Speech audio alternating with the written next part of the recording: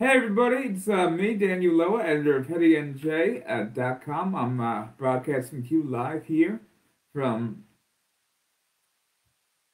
Bayonne, New Jersey. Welcome, good evening. It's about 6:10 here on the East Coast. Our site isn't doing so well right now, so I've decided to do a little broadcasting here. Everybody loves a good video now, and we have so much news now here in New Jersey.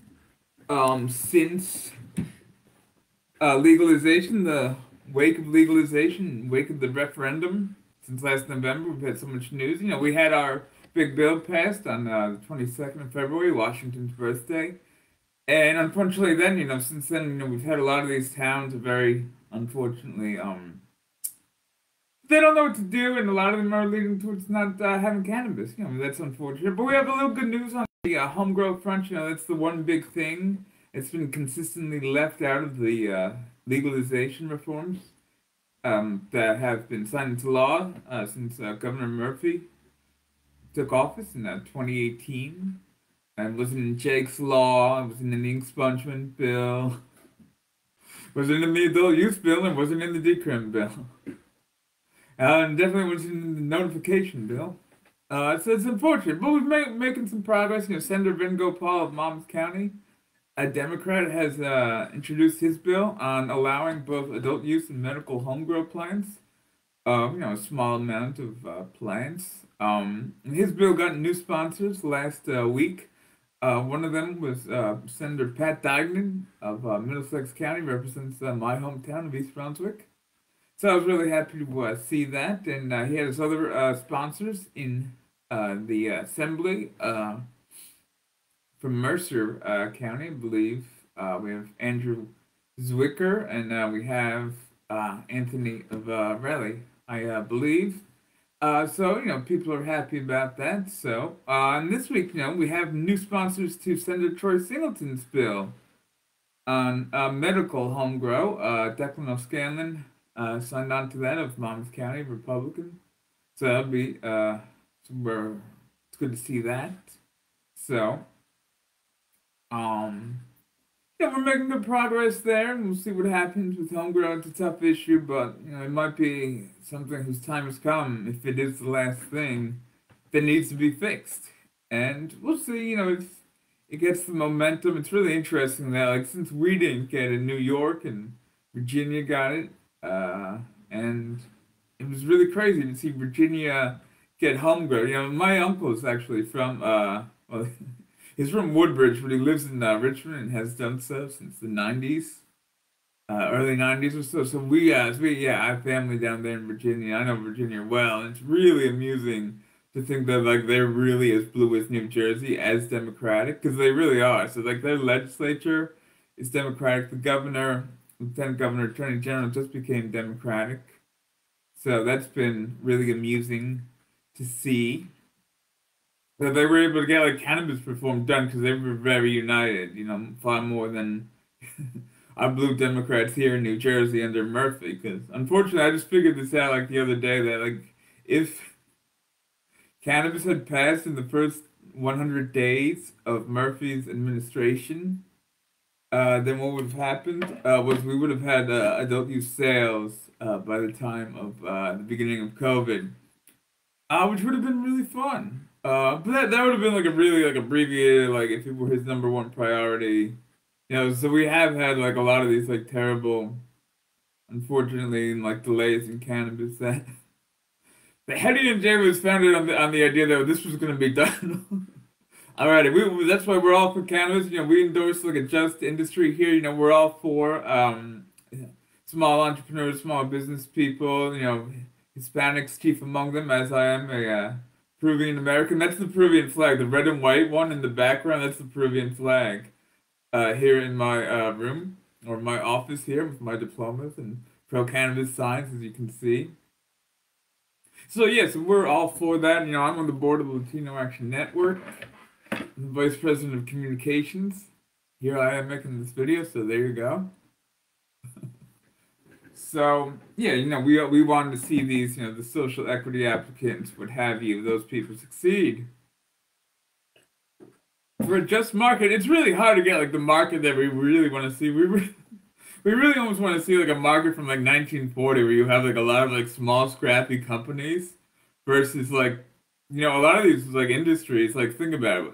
Like this is a Coke bottle. Like a lot of it's like just like how many who buys like the Mr. Pibb soda or like Mr. or there's like a kosher soda or like the off-brand root beer.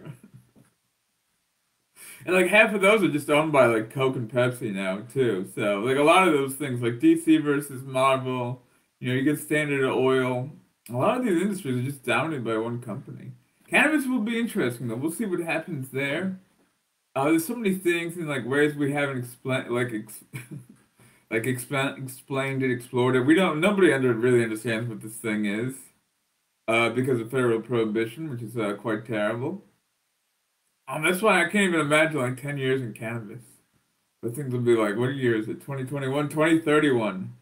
That'll be really interesting. Yeah, if we can really keep this going in the right direction, which I think we can. I think this is an issue whose time's come. The generation that started this in the 60s, the hippie generation, a lot of those are adults now, and a lot of them understand it. Like the worst thing that can happen, you fall asleep, you make a fool of yourself, you eat too much. On the better side, it saves lives. Like that's the thing about cannabis. It really isn't even the vice of like alcohol, tobacco. Or if you drink a lot, like Don Draper, you smoke a lot, you get cancer, you die. Betty gets cancer in Mad Men and dies at the end of that show. Spoilers, yeah. Spoilers for the show. It's been off the air for 6 years. So, um, but cannabis saves lives. Like, there's so many great stories about that. And, like people like CBD bombs. You can't really make a thing like that out of alcohol. I guess they say red wine's a little good for the heart. That sounds or something. But then there's like nitrates or something in the sulfates and the other ones. Isn't that just funny? Oh, and that fashion. But yeah, we have our great homegrown news. People are happy about that. We need to see that continue. The one thing is that, you have like a video was made by like a lobbying firm. It's called Princeton Public Affairs Group. They made a video about cannabis and where it is on 420. Because they have a cannabis practice, and so one of their lobbyists named Kevin Hagan was just like describing like how things are and like I guess like quoting what's like the prevailing state house wisdom of like urging caution on this, wait for the CRC to like work out the market first and then think about home grow. Well, a lot of the activists have been like, I've been waiting for this for 10, 20 years. It's a little hard to keep waiting. And because like this really does cost like a lot of money versus just growing it for like a few patients. But we'll see. We'll see what happens. This is my prospects actually. That's why I'm wearing this thing. You can't really see it at this angle. Yeah, you don't want to see it down there. All you're doing, it would be a really different show. So yeah, so the second thing is here we do. We have a question from Mark Henderson here. Hi, Mark. When are the recreational stores going to open up? I would say give it about 11 months or so. For like the existing medical use dispensaries, I think we'll be able to do it then. So like about a year, give or take, depending on like how fast they can do it. Because what we really need is like we really need to like award. So this is the other funny story. We have 18 dispensaries here in New Jersey. The 18th just opened up today in Rochelle Park, New Jersey, in Bergen County by Paramus. If you're familiar with that area, it's on 17 North. I guess it's like a heavily trafficked area. I don't know Bergen too well. I'm from Middlesex. I live here in Hudson. Now this is Bayonne, New Jersey outside. It's a lovely day. It's a little chilly though, so. Here I am inside. So basically, yeah, so the 18th one opened in the 18th dispensary opened today. So that's location though, but we only have 12 licenses, for example. So I can read to you a little of this story today. Yeah, they employ 65 people. It's going to be like it's supposed to be like their flagship store. So they already own what was the first dispensary in Montclair, for example. They're gonna have like a lot of stuff. They want to have products. Be really interesting. You know, we are thrilled to open Rochelle Park in Ascend and remain committed to meeting patients' needs through an elevated patient journey, said Chris Molillo, and Ascend executive. Built to complete the customer purchase process quickly and at scale, our new location will help meet the rising demand for affordable, safe medical cannabis products in New Jersey. We are grateful for the support of Deputy Mayor Gail Artola and Rochelle Park residents in the opening of our dispensary, Molillo added. So they're actually selling an eighth for like $40 to $60 before taxes, so that's actually pretty competitive. So like it's really interesting to see that. Terrascend, that was its 17th dispensary last week or so, or 2 weeks now. That dispensary also had competitive prices. This is like one of the things. Is like we really have not seen $40 eighth in a dispensary. It's really amusing. So they're actually selling cannabis from Terrascend and Verano. That's probably how they're able to get product in quick. Those are other verticals here in New Jersey. Like I was just saying, like so Terrascend's Maplewood was the 17th location, and I think their Phillipsburg was like the 14th location. Verano has like we just have the one they're about to open. We're about to get we might get up to 24 this year. I was calculating with all the satellites. So if you have the 12, if they can each have 2 satellites, what are you at? 12 times 3? But like, so it's up to 24 are planned. So I think the next one's going to be in Lodi, New Jersey, actually. Ascends. Or I don't know if it's Ascend or another company.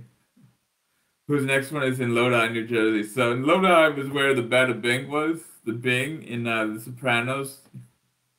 Where they would hang out in a strip club and do gangster stuff. That was in Lodi, so like that would be a town. Yeah, they know how to party. That's a town that would like enjoy cannabis. So Ascend is actually like socially conscious a bit. Ascend Wellness partnered with the Last Prisoner Project (LPP), nonprofit dedicated to criminal justice reform, especially related to cannabis. It's part of social equity and corporate responsibility initiative. Ascend Wellness matched $125,000 raised in customer donations ahead of their July 2021 goal.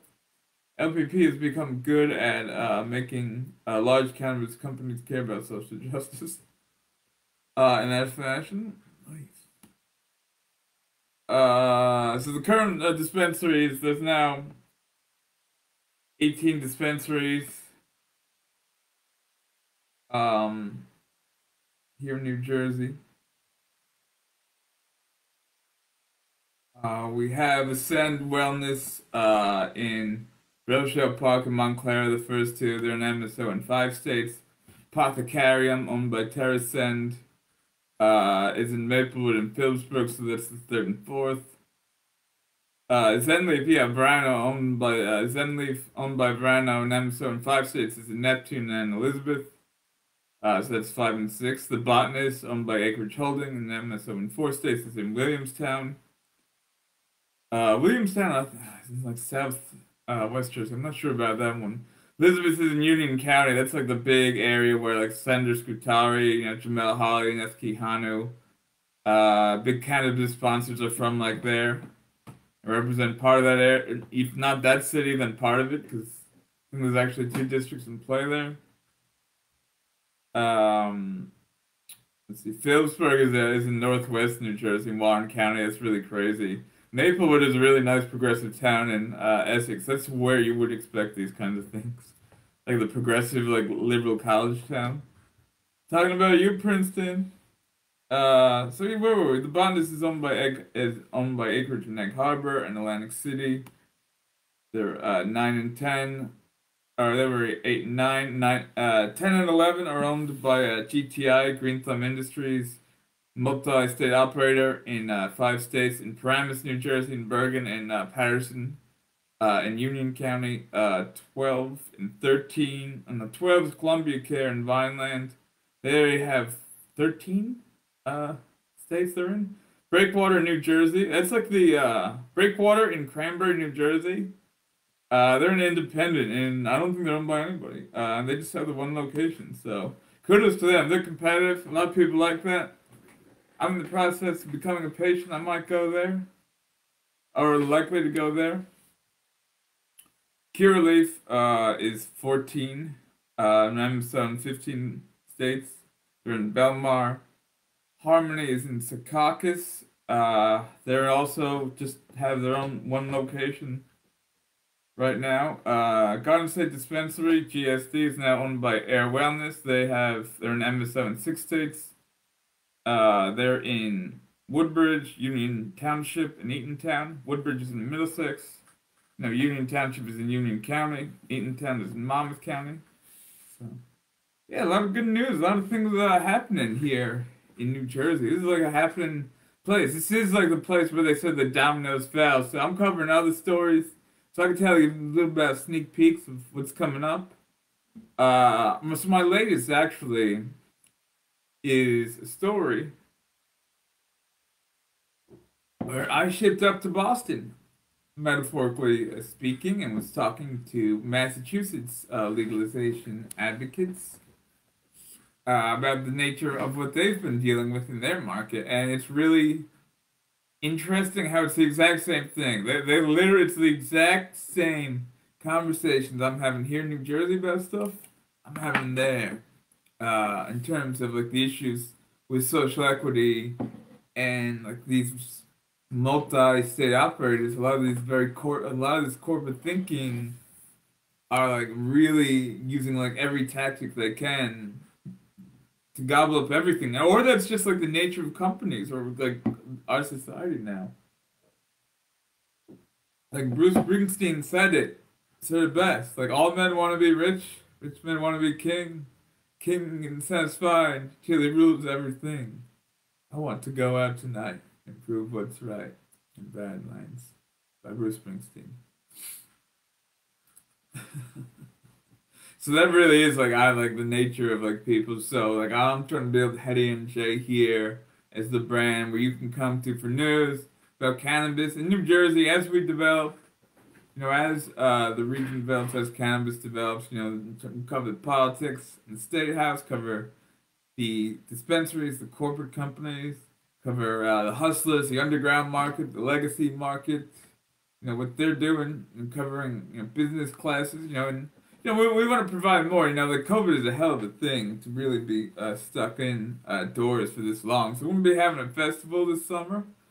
It's tentatively scheduled, but I'm not going to tell you when exactly because we might have to move it. But it'll probably be in Asbury Park and I will tell you more about that when I confirm. It'd be like a really fun thing, you know. Now that COVID's ending, you know, people are double vaxxed, or enough people are double vaxxed to like get this going. Real life's going. You know, New York is opening. New Jersey's following suit soon. So, you know, we want to do that. We want to provide the sense of community. This is the thing about cannabis. It really can bring like people together. This is like a great plant that makes people happier, that makes people healthier, and it brings people together. You know, it brings a shy writer like me. You know, I've met so many great people in cannabis. I can give shout outs all year round. Or a lot of shout outs to a lot of good people. Well, in terms of patients, I'll just say like Mike Brennan, shout out, CMMNJ, Marijuana Mommy founder, Jesse Gill. They have like the best stories that would of like somebody whose life was like 180 by cannabis from like the lowest low to really great places. Leo Bridgewater, shout out to Leo, he's a good guy. Leo Bridgewater always compares like the people that like cannabis to the Jetsons, and the people that don't like cannabis, the prohibitionists, the older people to the Flintstones. So I was just sort of watching the Jetsons, Leo, and it was really funny to watch, because I'm like, this is a fun space age thing, and I haven't watched this in like 20 years.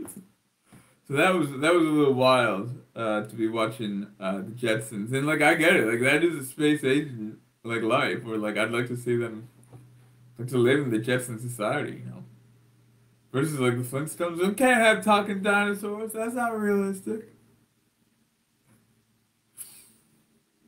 So yeah, like we have a lot of like great cannabis news happening. Here at Heady and Jay, we want to bring you more. We are for the small guys. We understand like the value of the legacy market and how it. Think about like crime. It's like it doesn't discriminate. It's an equal opportunity. Way to get money, and like especially if you don't know where else to go, so like, might as well commit crime.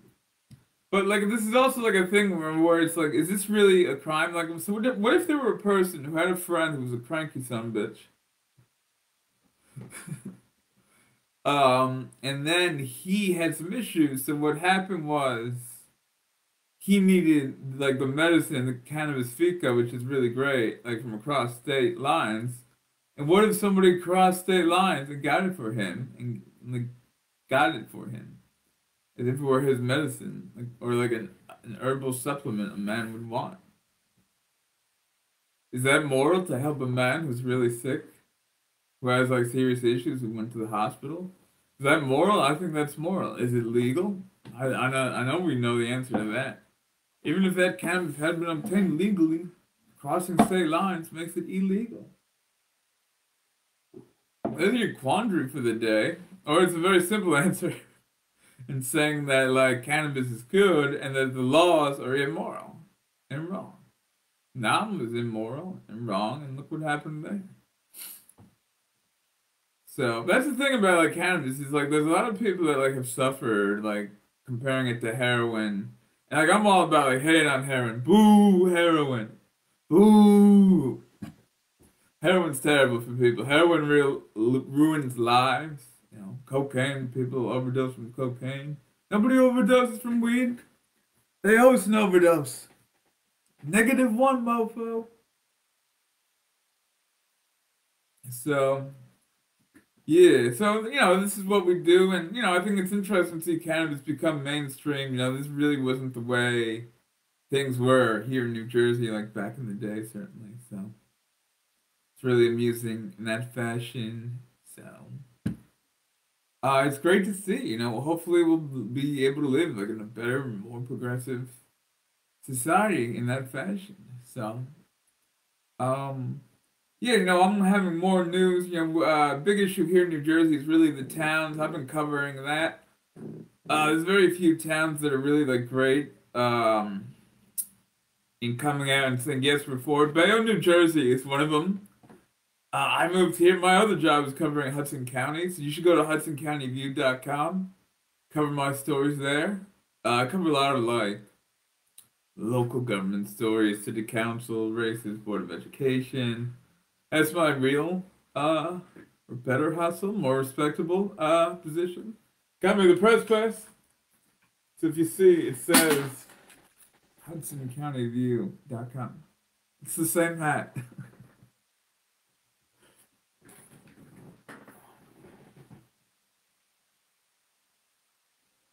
So yeah, so hopefully cannabis grows and we grow with it and the industry grows and we get like a lot of dispensaries. It might be slow going at first. We'll do the best we can. It's good here in New Jersey. We understand the issues.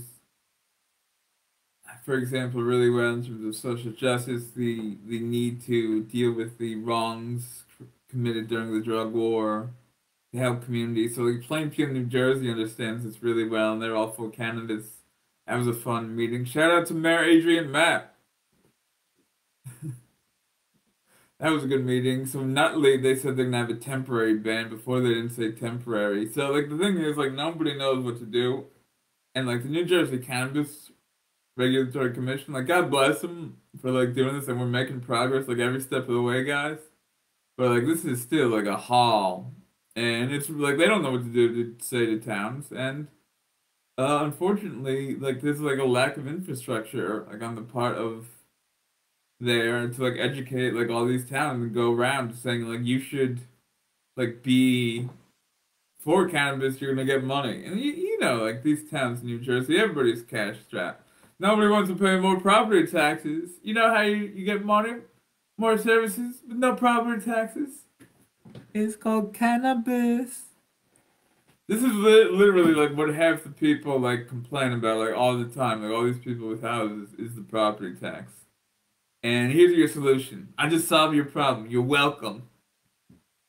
You're welcome, New Jersey. See, but then you have to. So then it's a question. Then like you have the land. Uh, can you put it like 1,000 feet from the school? That's a really hard one for some of the smaller towns. To say then like what's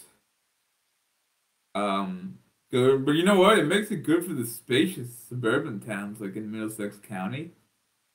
Where you can have like the industrial district, the warehouse district, for example. You can have it there, or like a place where it's like, oh, who goes there? And you can only go there if you drive, or like make it inconvenient for people to get there. Like an industrial district or like Raritan Center, which is like an office park. We have lots of office parks in New Jersey. That'd be a perfect place. Like it'd be fun and like ideally, we want like Main Street locations and places with Main Streets like Highland Park, New Jersey. We're most likely to see get a dispensary, but we have Princeton, New Jersey. I've been covering some good people there. We have our cannabis task force chair there, Eve Niedergang, Democrat, there. So shout out to Eve. Their cannabis. They want to study the issue. Like they don't know about cannabis. They have a lot of good intentions. They have a lot of good people on their committee, but like it's a sort of like progressive liberal idea of like let's study the issue and put like make a committee of like 27 people. So of course it's going to take forever, and now they want a temporary ban. But because they want 27 people, now we can get something really great out of it, and it could be really fun to see like can they really change? Like what do we teach the kids? What do we tell the youth? Like it's okay. Okay, so like why is it okay then? Is it even better than okay if it's a medicine? Like you can't you really need to change all the dare classes right now, and they were also like saying, oh, maybe we can make it like social business equity. They were talking about that. They have a lot of good people in that committee. It's very thorough. Yeah, so it's really funny. They put a cop on the committee. For instance, they put this police officer, there's a female police officer, and I was like, oh no, not a cop, boo. Because you gotta figure there's gonna be one of these guys in this committee of like some 20 people is gonna be like the guy I don't like. Because they're gonna be like, yeah, you're not for this, you're not for cannabis, you don't like this. So you figure it's most likely gonna be the cop. And like it's gonna be like a very grizzled, Blue Lives Matter, prohibitionist, like it's gonna lead to heroin cop. But this cop went to a Black Lives Matter protest. Like just a protest, and the police chief was okay with it.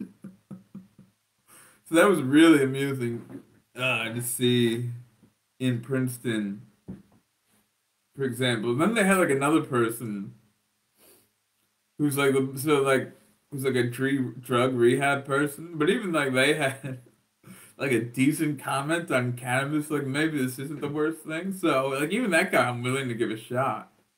But like the thing is, like I don't want to drag that process. They're not going to be in the front lines. So it's really fun trying to like predict New Jersey cannabis and be like, give people a timeline because that's what people want. When are we going to get this going? We want the stores. I wanted the stores, the adult use stores open already too, and it's really frustrating. So basically, what's going to happen is we're going to have. Right now, we're going to give it like 2 months, and then like the next big thing we're going to see is the 2019 ATC applicant medical license lawsuit resolved. So, but like if that's resolved, and then they're just medical license guys, I don't even know if they could be allowed cannabis and like how that would be. If there's going to be like some like easy mechanism. Because those places, like, how long does it take to get a place going? Like a store open, you could have construction for a year, 2 years.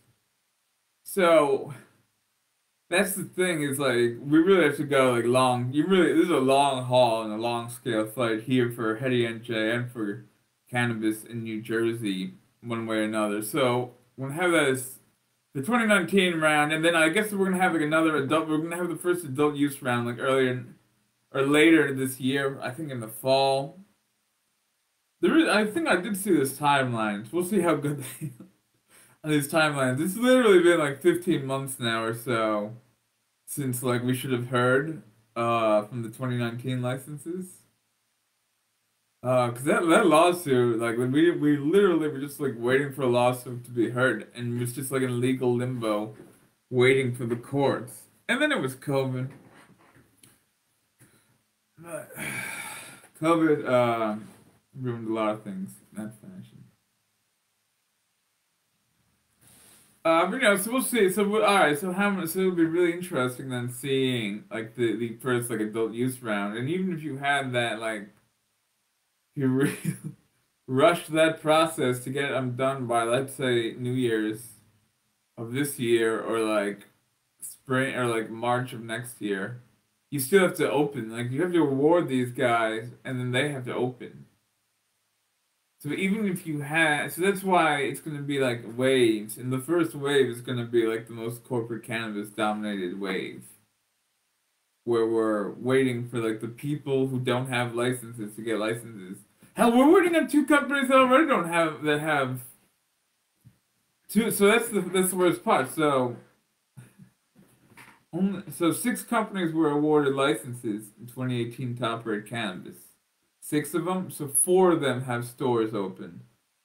And I think, yeah, like I was saying, I think a couple of them are now starting to get their second store open as we're getting on this. Like, yeah, like, so this one I was covering today, the 18th dispensary is the second store of the first round. And even so like that store opened like in Phillipsburg, and that was like what, I guess fall to spring. So now like they're opening. You could try to open like the two of them at the same time and really get them going, which would be really amazing. We'll really get cannabis stores popping up. Be really busy then. That'll be amusing. Conserving the water. So, it'd be really interesting to see like how many dispensaries could we really get to? Could we get to like 50? That'll be a big one. 30. That would be the opposite way. Like 50, 100, 200. People say like New Jersey could be like a big state, like the biggest thing after California as a state in the United States as a market. Especially because like if you even so I was looking at this, so like we triggered the market here in the Northeast. So now New York legalized, and because Cuomo's about to be like ran out of office or like in so much trouble that he resigns or like retires very quickly somehow. So they had a lot of bargaining power. And they got the bill they wanted. And that was really amusing that they did. So that was like the good bill. So that makes our bill look a little worse. They have like better things with like percentages for like social equity people and like people that should get a license of minorities, micro business, person of color, disabled veteran. So that's a little different. But like we have a lower tax, so people will still likely come from New York to New Jersey if they're the person that doesn't have a guy to go to, a connect or a plug, as I say in the street lingo. So yeah, like a lot of people are gonna be coming to Bayonne. Bayonne could be like Hoboken Jr. on weed. There's a lot of like weird land in Bayonne. That's like post-industrial land.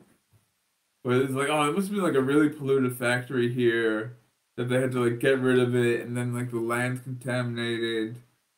So it's this massive process. So especially, and it's really funny because it's right by the water, too. So I live by there. I live like 10 minutes from there now. Here, it's where the Heady NJ studios are, in our office here, our head bureau. It is currently. So,